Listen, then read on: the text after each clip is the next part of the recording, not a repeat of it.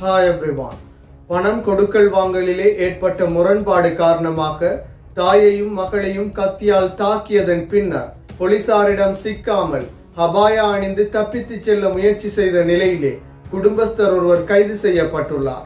திருகோணமலை தம்பலகாமம் பிரதேசத்திலே இந்த சம்பவம் இடம்பெற்றுள்ளது. இது தொடர்பாக பார்ப்பதற்கு முன்னர் தனியொருவன் யூடியூப் சேனலை சப்ஸ்கிரைப் செய்யாதவர்கள் சப்ஸ்கிரைப் செய்து உங்கள் ஆதரவை வழங்குங்கள்.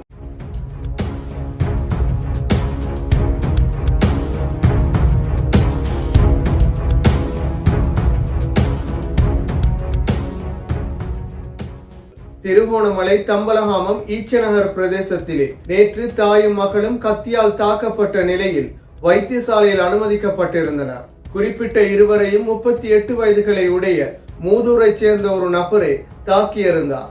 மூதூரை சேர்ந்த குறிப்பிட்ட 38 வயதுகளை உடைய நபர் தம்பலகாமம் ஈச்சநகர் பிரதேசத்திலே திருமணம் முடித்து வாழ்ந்து வரும் நிலையிலே குறிப்பிட்ட தாயையும் மகளையும் கத்தியால் குத்தி தாக்கியதன் ஊடாக இந்த 2 பெண்களும் வைத்தியசாலையில் அனுமதிக்கப்பட்டுள்ளனர். தாக்குதலுக்குள்ளான தாயிடம் குறிப்பிட்ட நபர் பணத்தினை கடனாக பெற்றுள்ளார். இந்த பணத்தினை மீள பெறுவதற்காக குறிப்பிட்ட நபர் நடாத்தும் செல்போன்கள் பழுது பார்க்கும் நிறுவனத்திற்கு இந்த தாய் சென்றுள்ளார். அதன் பின்னர் கோபம் அடைந்த குறிப்பிட்ட நபர் இந்த தாயின் வீட்டிற்கு சென்றுள்ளார்.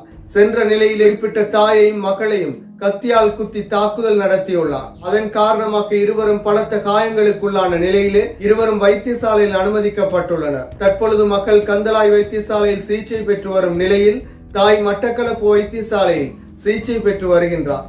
இந்த நிலையிலே இந்த தாக்குதலின் பின்னர் குறிப்பிட்ட நபர் போலீசாரிடமிருந்து தப்புவதற்காக ஹபாயா அணிந்து முகத்தையும் மறைத்து தப்பிச் செல்வதற்காக முயற்சித்த வேளை போலீசாரினால் கைது செய்யப்பட்டுள்ளார். இந்த சம்பவம் நேற்று தம்பலகாமம் ஈச்சநகர் பிரதேசத்திலே இடம்பெற்றுள்ளது.